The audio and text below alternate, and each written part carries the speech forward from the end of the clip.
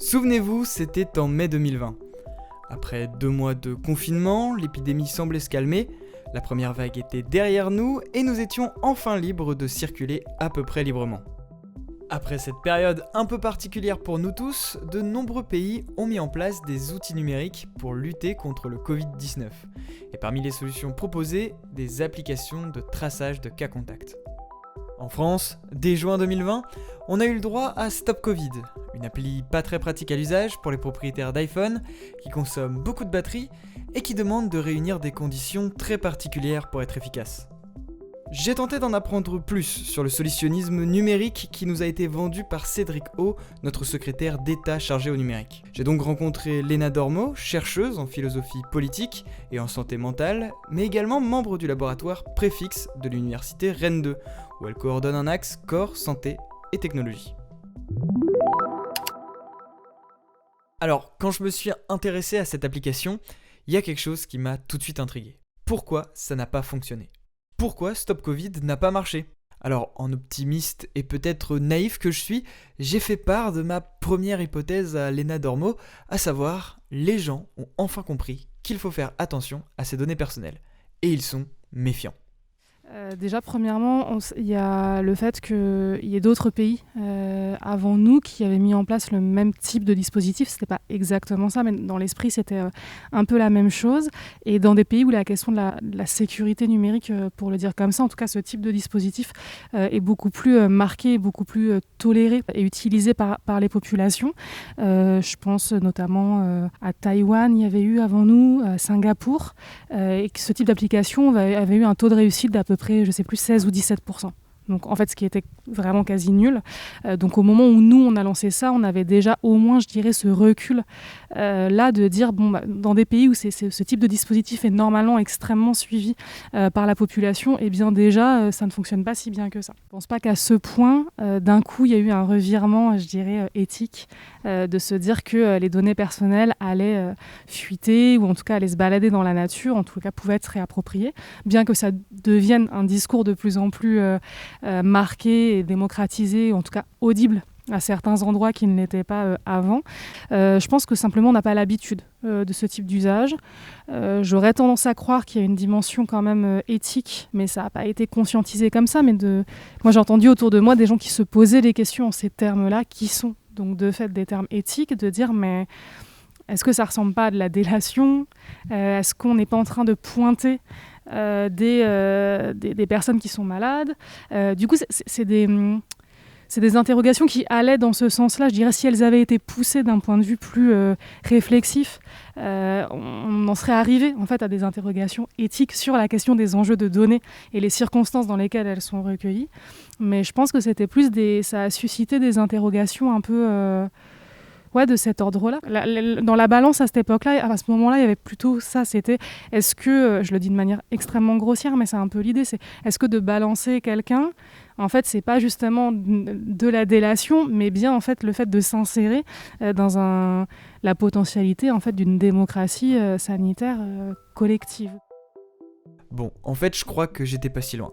Il y avait peut-être un peu de méfiance, mais pour Léna Dormeau, il n'y avait pas de rapport direct avec nos données personnelles. En tout cas, je me souviens qu'au moment où le projet Stop Covid n'était qu'au stade embryonnaire, plusieurs défenseurs de la vie privée en ligne alertaient sur les possibles dérives. C'est le cas par exemple d'Antonio Casilli, qui en avril 2020 co-signait une tribune sur Le Monde intitulée « Stop Covid est un projet désastreux piloté par des apprentis sorciers ». Tout ça pose la question de la confiance en l'État.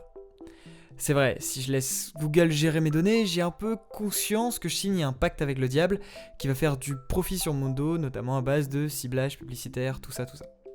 Mais l'État. Est-ce que je peux avoir confiance en l'État pour gérer mes données personnelles ? La question de la confiance, elle est, vertigineuse. C'est au sens là, et philosophique et éthique, et au sens purement politique. Non pas est-ce qu'on fait confiance avec une espèce de confiance qui serait globale et aveugle, mais sur quels critères est-ce qu'on fonde sa confiance ? Et si sur ces critères-là, la confiance est erronée ou en tout cas fragilisée, est-ce que ça justifie qu'on ait moins confiance à d'autres endroits ? Enfin, voilà, la question de la confiance dans l'État, de toutes les façons, ce sont des interrogations politiques et de philosophie politique depuis très très longtemps. Et là, pour s'appuyer sur des choses, des considérations existantes, c'est qu'effectivement, il y a Kazili, bien sûr, il y a la Quadrature du Net qui a énormément documenté à ce moment-là toutes ces applications. Je vous invite à aller sur leur site et voir les articles qu'ils ont écrits à ce moment-là. Je ne pourrais pas en restituer de manière aussi précise et rigoureuse les démonstrations qu'ils en ont faites, parce qu'ils sont toutes et tous, autant qu'ils sont extrêmement pertinents sur ces questions. Mais voilà, il me semblait qu'ils avaient justement mis en avant qu'il y avait un processus de reconnaissance, donc les CAPTCHA, les reCAPTCHA. Vous savez, c'est les choses pour dire qu'on est bien un humain, de montrer qu'il y a tant de panneaux de signalisation ou recopier des mots qui ont été... Voilà. Donc ça, c'est un processus de reconnaissance humaine, en tout cas algorithmique, qui se veulent être comme des processus de reconnaissance humaine, où la Quadrature du Net avait démontré que sur l'application Stop Covid, en fait, ce reCAPTCHA-là était géré par Google. Et que dès lors que vous en faisiez usage, en fait, dès que vous rempliez ce champ, vos données étaient de fait transférées à Google, ce qui court-circuitait la question étatique, puisqu'on n'était plus dans le sérail, en tout cas de l'application développée par l'INRIA, parce que ça a été demandé a été demandé par l'État avec le concours de plusieurs boîtes technologiques, mais ça a été mis en place par l'INRIA, notamment pour pallier en fait à ces critiques et à ces remarques au préalable. Le fait que ça émane en fait d'une structure de recherche technologique française et publique sur ces questions-là devait en fait aussi permettre de pallier à ces types d'arguments en contre. Or, la Quadrature du Net a démontré qu'à un certain moment du processus de l'application, en fait, certaines données étaient envoyées à Google et de fait, en fait, court-circuitaient complètement ce processus-là. Donc ça, c'est la première chose. Donc ça, c'est un existant. Il y a eu, alors après, vraiment, je vous invite à aller sur leur site parce qu'ils ont fait vraiment un suivi, parce qu'il me semble qu'ils ont fait, leur remarque a été remontée, que le gouvernement, avec l'INRIA, a revu ce fameux reCAPTCHA, a assuré que en fait, ce n'était plus envoyé à Google. Or, par la suite, quand vous alliez sur le code source de l'appli et du reCAPTCHA, on se rendait compte que le lien vers Google était toujours actif, en fait. Donc ça lie en fait avec votre question suivante, qui est la question de la confiance, qui n'est pas juste une question... je dirais subjective, parce qu'on renvoie souvent à ça. Sur quels critères se fonde la confiance en l'État, ou quand on sait que ça c'est existant, c'est-à-dire que c'est un existant, c'est pas ni un fantasme, ni... Là on peut basculer aussi dans les tests complotistes, malheureusement la frontière, le palier est assez rapidement franchi, et ça scinde aussi les groupes entre ceux qui croient et ceux qui ne croient pas, ce qui pose problème d'ailleurs comme clivage, parce que c'est bien plus complexe que ça. Si on se base sur l'existant, il y a des raisons de ne pas faire confiance. Et là, Léna Dormeau évoque quelque chose de très intéressant, le complotisme. Alors si c'était pas l'objet premier de notre rencontre, de parler complot, je peux pas m'empêcher de voir un lien avec la montée du complotisme et la méfiance qu'on évoquait au début. Et si ce lien, c'était la réalité justement. Et si les informations incohérentes et autres décisions contradictoires avaient perdu une partie de la population. Vu comme ça, on peut supposer que se réfugier dans le complotisme peut être, pour de nombreuses personnes, un moyen de trouver du sens. Du coup, comment je me protège des théories complotistes et de la confusion informationnelle ambiante qui règne un peu partout depuis 1 an ? En gros, comment je trouve du sens et comment je conserve une once d'esprit critique ? Alors, la première chose, c'est comme le b.a.-ba, limite de bonne santé, comme bien dormir, bien manger, mais c'est la même chose. Si vous voulez la possibilité d'un esprit critique, il faut que votre esprit soit reposé. Avant d'être critique, il faut que vous ayez un esprit. Pour avoir un esprit, il faut qu'il soit clair, il faut qu'il soit reposé. Donc oui, il faut commencer par manger, dormir, éteindre sa télé et déconnecter des réseaux à un moment. La question des sources, c'est-à-dire... Twitter, aussi intéressant soit-il comme réseau à bien d'autres égards, niveau croisement de sources informationnelles, c'est juste, ça fait des migraines, quoi. Et encore, moi, j'ai pas d'autres... Je pense que c'est la folie sur des Facebook, des TikTok, des je veux pas savoir, quoi, Instagram. Mais la première chose, c'est ça. Secondement, c'est pas parce que vous serez lucide, reposé et clair que vous pourrez avoir un point de vue... éclairé Donc clair et éclairé, c'est pas la même chose. On peut avoir l'esprit clair sans être éclairé sur la situation. On cherche à tout prix à avoir la possibilité d'un esprit critique et d'un regard éclairé sur ce qui se passe. Or, je ne suis pas sûre qu'on ait les conditions de possibilité matérielles et psychologiques et même biologiques, presque en fait sanitaires, d'avoir un esprit critique dans ces conditions. Et l'autre question que ça amène, c'est est-ce que c'est grave ?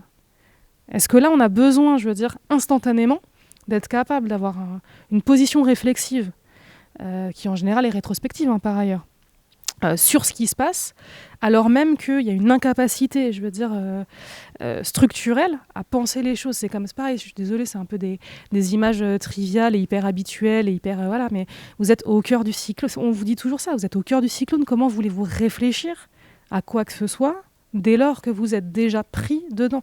Et dans les récits rétrospectifs, il y a toujours le même schéma narratif qui est de dire, quand j'étais dedans, j'avais une incapacité de penser les choses. Et là, on cherche tous et toutes, parce que on aurait cette impression que ce serait salvateur, et je l'entends, et je suis concernée aussi par cette envie et ce souhait de pouvoir comprendre ce qui se passe, et aussi parce qu'on a envie de commencer à pouvoir penser comment est-ce qu'on peut faire pour mettre en place le monde que l'on souhaite voir advenir. Peut-être que je me posais la mauvaise question, et plutôt que me demander comment penser les choses, je devrais peut-être d'abord me demander si j'en suis capable, si je suis capable de tout comprendre au vu de l'ampleur de la situation. Bon, on va revenir à l'appli, mais c'est la méfiance du début qui nous a amenés jusqu'ici, je vous rappelle.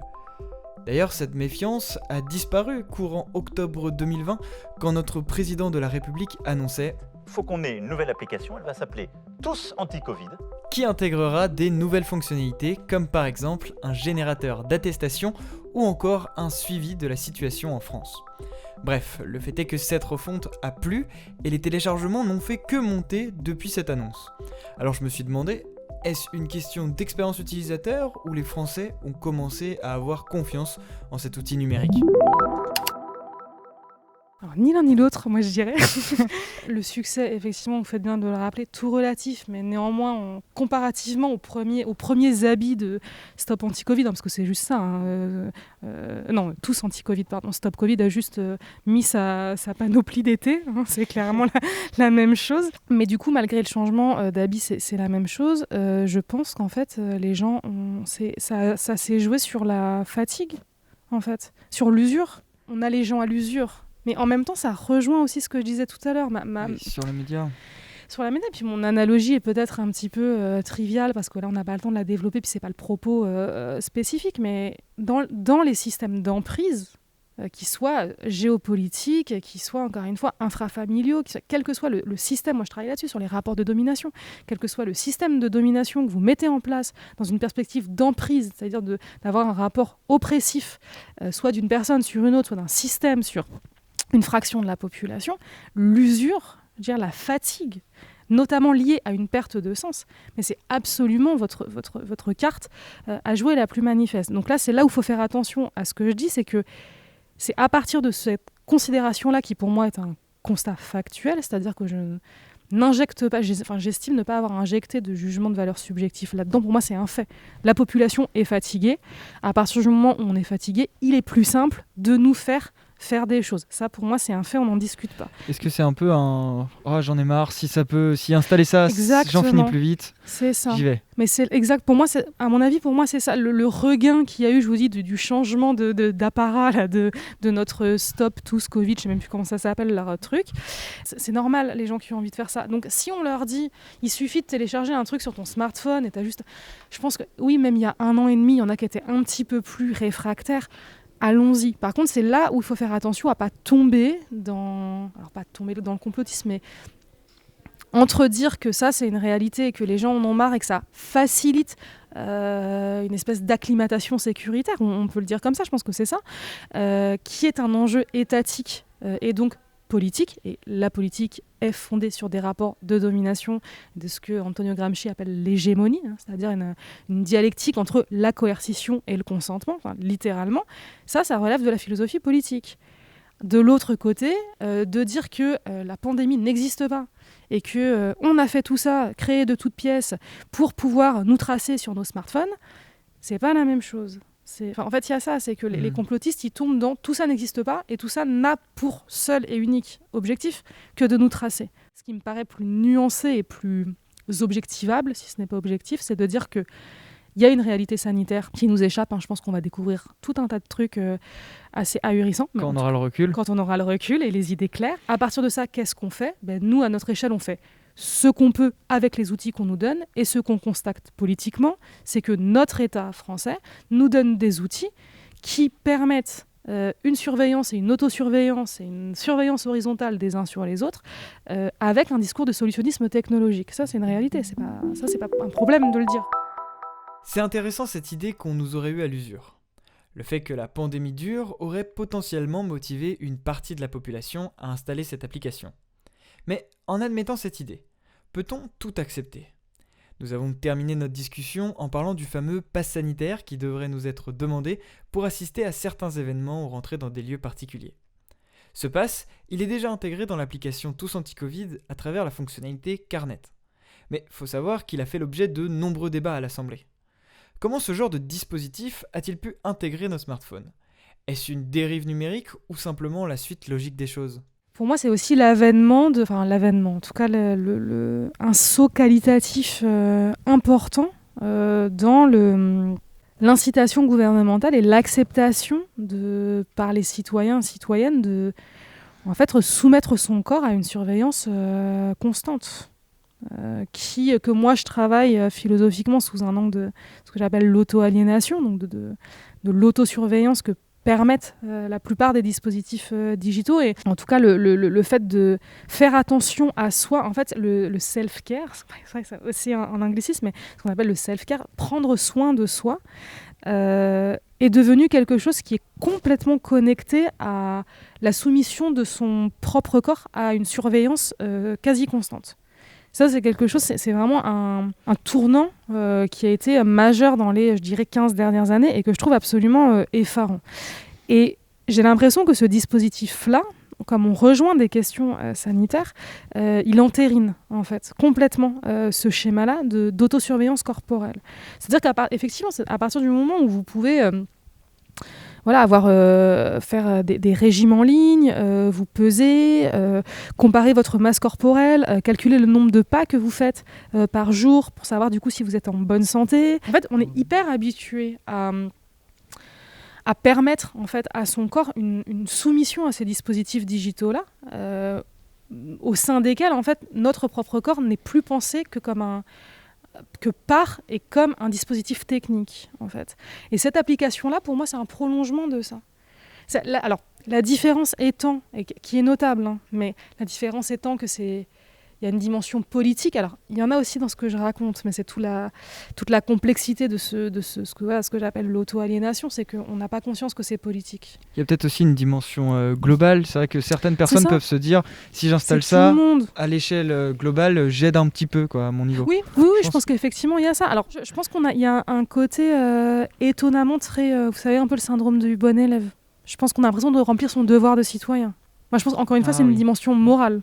Et puis, et une dimension normative. Et de fait, je suis dans les clous. Je pense qu'il y a cet enjeu-là, un petit peu, de se dire, je suis dans les clous, je suis dans les normes. Maintenant, on me demande de faire ça, je le fais, pour retrouver encore une fois... Alors, c'est marrant, parce que je vous dis tout à l'heure, il y a 1 an en arrière, c'était le monde d'après, et maintenant, on dit pour retrouver une vie normale. En fait, maintenant qu'on le fantasme plus, on veut plus le monde d'après. On veut juste... c'est précisément le monde d'avant, en fait. C'est ça qui est, moi, je trouve assez caractéristique. L'usure de la période Covid, notre habitude à nous auto-surveiller par des dispositifs numériques, ainsi que notre désir de retrouver une vie à peu près normale, a aidé à rendre le pass sanitaire plus acceptable pour une partie des Français. Alors, bien qu'il soit un peu difficile de réfléchir en ces temps troubles, peut-être qu'il serait temps de se poser la question. Le numérique nous sauvera-t-il ? Voilà, c'est la fin de cette interview. Un grand merci à Léna Dormeau pour m'avoir expliqué les enjeux politiques qui se cachent derrière cette application. Et moi je vous dis à bientôt sur Syllab.